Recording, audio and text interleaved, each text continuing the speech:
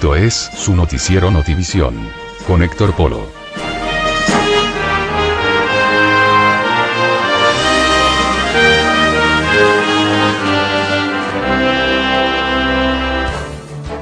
¿Qué tal? ¿Cómo está? Me da gusto saludarlos. Sean ustedes bienvenidos a este espacio informativo de su noticiero Notivisión en su edición internacional, que transmitimos desde el centro de la República Mexicana para todo el mundo a través de nuestro portal en internet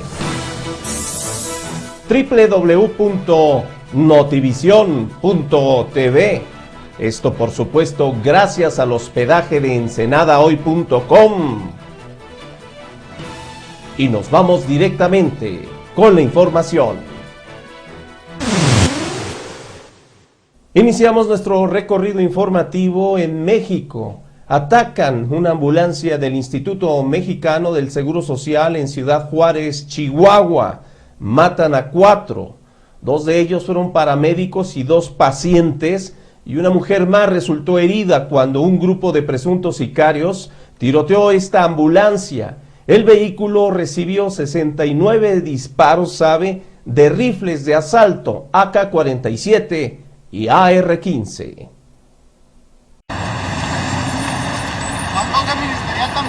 Dos paramédicos y 2 pacientes murieron este miércoles y una mujer más resultó herida cuando un grupo de presuntos sicarios tiroteó una ambulancia en Ciudad Juárez, Chihuahua, informaron las autoridades locales. De acuerdo con la Policía Municipal de Juárez, las víctimas viajaban de la ciudad de Nuevo Casas Grandes a Ciudad Juárez, ubicadas a 277 kilómetros una de la otra, cuando una camioneta chocó la ambulancia y la obligó a detenerse.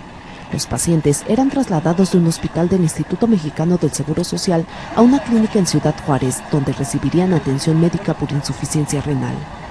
En los hechos murieron 2 paramédicos, uno de los cuales conducía la ambulancia, y 2 pacientes de sexo masculino, mientras que una mujer que también recibía atención médica resultó herida. El portavoz de la Fiscalía General de Chihuahua, Arturo Sandoval, indicó que varios hombres bajaron de la camioneta, dispararon indiscriminadamente contra la ambulancia y después huyeron a bordo de otros 2 automóviles. El vehículo recibió 69 disparos de rifles de asalto AK-47 y R-15.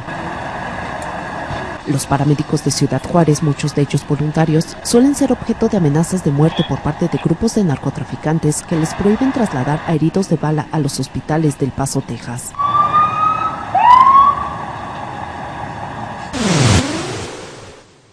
Polémica por la nueva ley forestal brasileña que limita el terreno del Amazonas, que debe proteger los propietarios de fincas privadas, y amnistía a quienes han deforestado sus fincas incumpliendo la ley.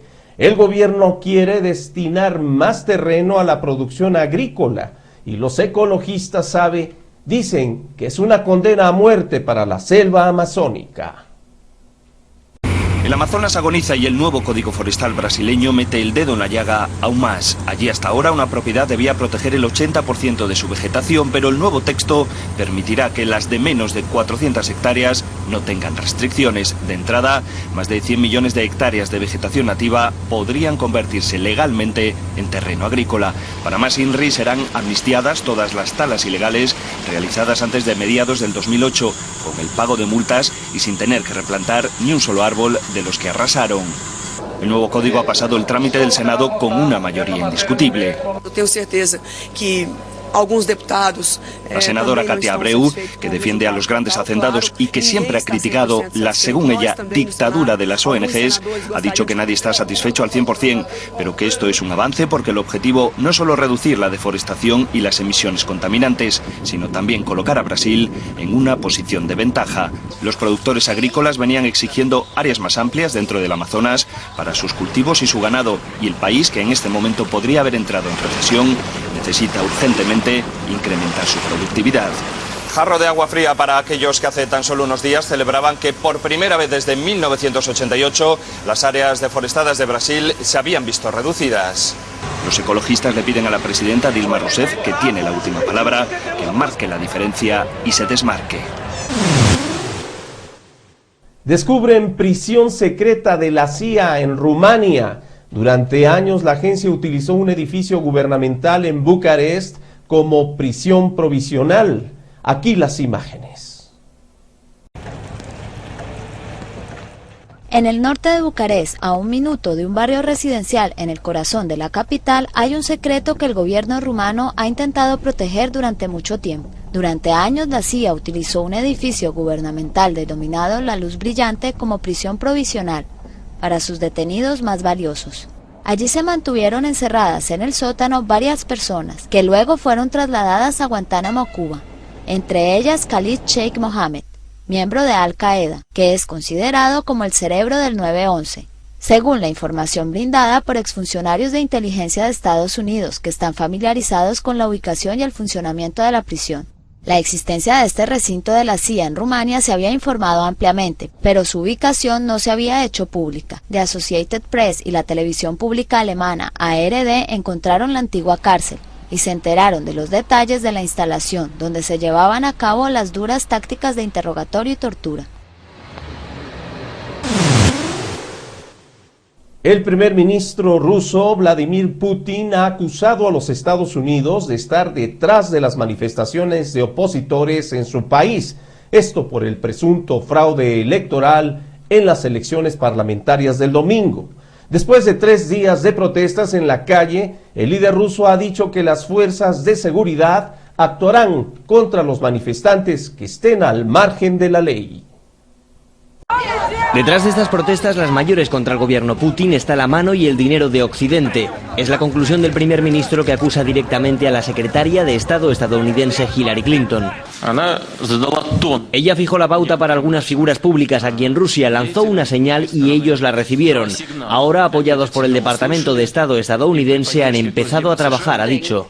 Pero desde Bruselas, Clinton responde, apoya los derechos del pueblo ruso y cree que hay razones fundadas para dudar de las elecciones rusas. Según una ONG de observadores, los votos de Rusia Unida bajan al 30%, 20 puntos menos que el resultado oficial. En la caída, dicen algunos expertos, ha influido este hombre, el bloguero Alexei Navalny, que pidió votar a cualquier partido de oposición para dañar a Putin. Pasará 15 días en la cárcel por las protestas del lunes, pero es un ejemplo, dicen, del creciente poder de Internet en Rusia. Hoy uno de los creadores de esta página web, una de las más populares aquí en Rusia, ha dicho que el FSB, el Servicio de Seguridad, les ha pedido bloquear los foros de conversación de grupos contrarios a Putin. Ante el silencio de las televisiones, Internet se convierte en un espacio de libertad para la oposición, donde cuelgan vídeos de denuncia y organizan actos de protesta como el del próximo sábado, al que planean asistir más de 27.000 personas. Vamos a ir a un corte, pero antes nos vamos al reporte del clima. Vamos a conocer cuáles van a ser las condiciones climáticas que estarán imperando en la región, por supuesto aquí en Querétaro, y volvemos. Y como sabe, siempre este esfuerzo es posible gracias a usted, aquí en su noticiero Notivisión.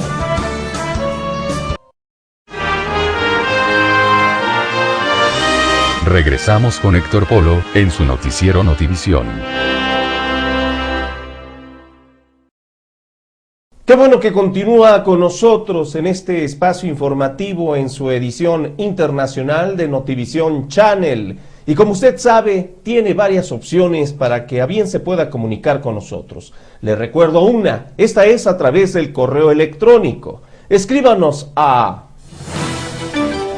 notivision.tv@hotmail.com.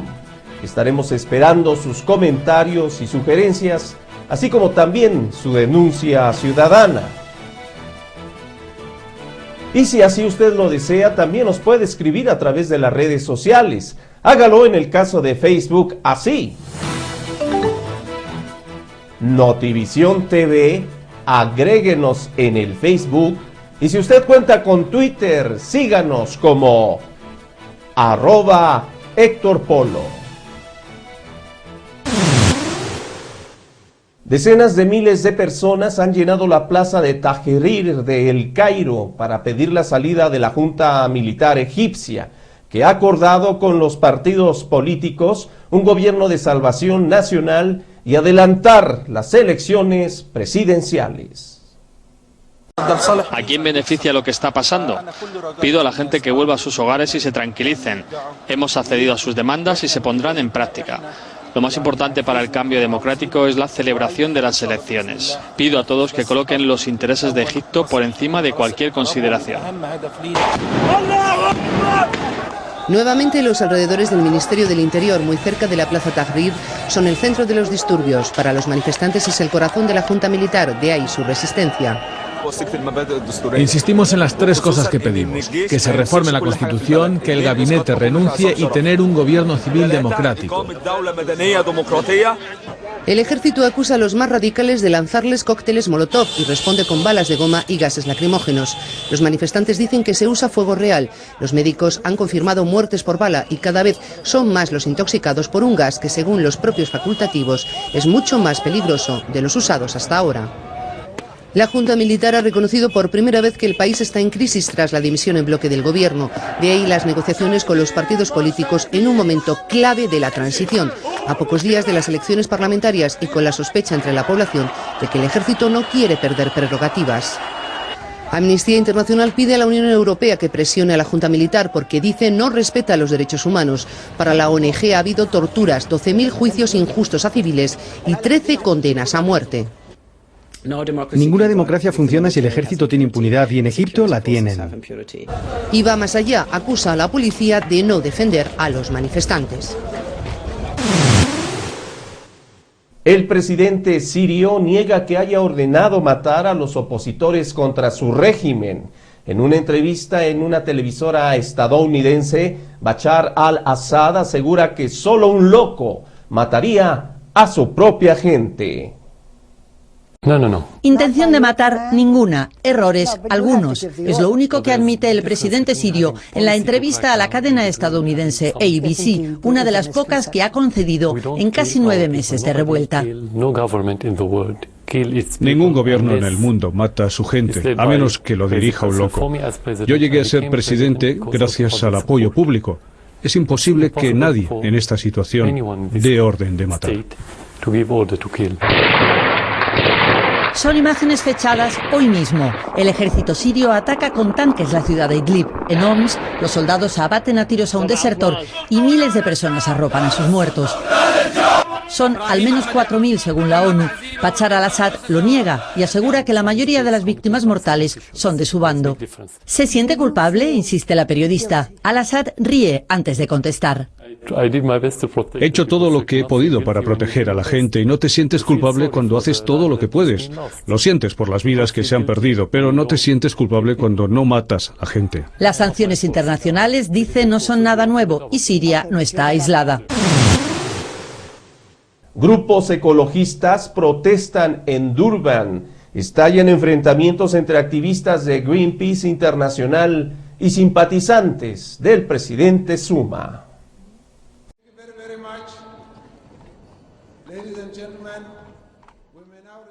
Enfrentamientos estallaron en el marco de la conferencia sobre el cambio climático COP17 en Durban. Simpatizantes del presidente Jacob Zuma se enfrentaron con activistas y ambientalistas. La interrupción se produjo cuando activistas de organizaciones no gubernamentales como Greenpeace levantaron pancartas de protesta durante una reunión entre Zuma y la sociedad civil sudafricana.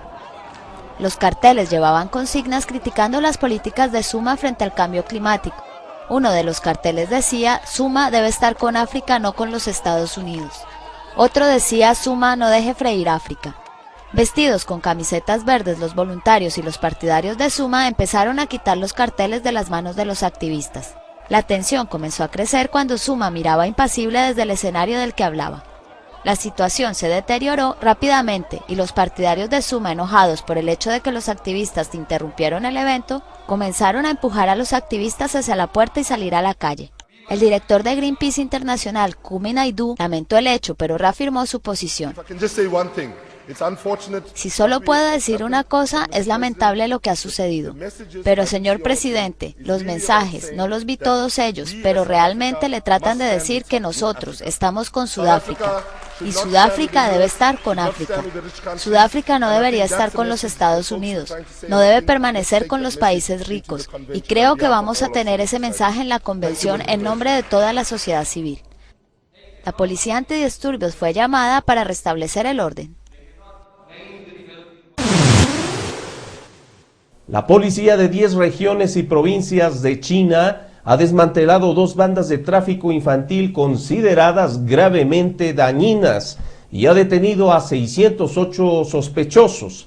además de rescatar a 178 niños, según un comunicado del Ministerio de Seguridad Pública.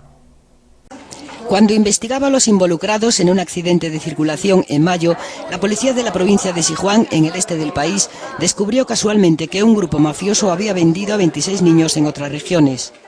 Meses después, en la provincia de Fujian, en el suroeste chino, encontró que otra mafia de grandes dimensiones había hecho lo mismo en su propia zona y después amplió la actividad a varias regiones. Estos dos casos llamaron la atención del gobierno, que dispuso un equipo especial para seguirlos. Después de una larga investigación y complicadas operaciones, más de 5.000 policías de 10 provincias adoptaron acciones conjuntas que culminaron con la detención de los responsables de ambas bandas y sus cómplices, en total más de 600 personas. Comienzan ahora los juicios de los acusados. Todos los niños, 178, están actualmente al cuidado de agentes femeninos de la policía. El Ministerio de Asuntos Civiles habilita albergues temporales para los pequeños mientras no se localiza a los padres. El tráfico humano se considera un problema grave en China en las últimas décadas. Mujeres jóvenes son secuestradas en regiones pobres y vendidas en provincias alejadas para casarlas con solteros que no consiguen allí encontrar esposa. Los bebés que tienen se venden a familias estériles que no reciben la calificación para adoptar. Gracias por haber estado con nosotros en este espacio de noticias en su edición internacional de Notivisión Channel. Y les recuerdo, la información está a cada hora. Soy Héctor Polo. Pásela muy bien.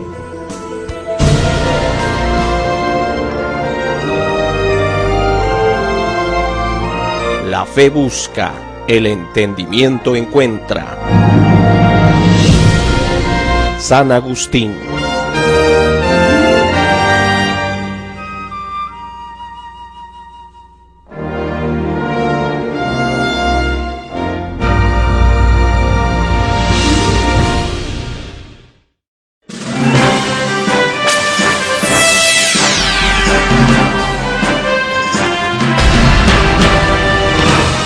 Esto fue su noticiero Notivisión, con Héctor Polo.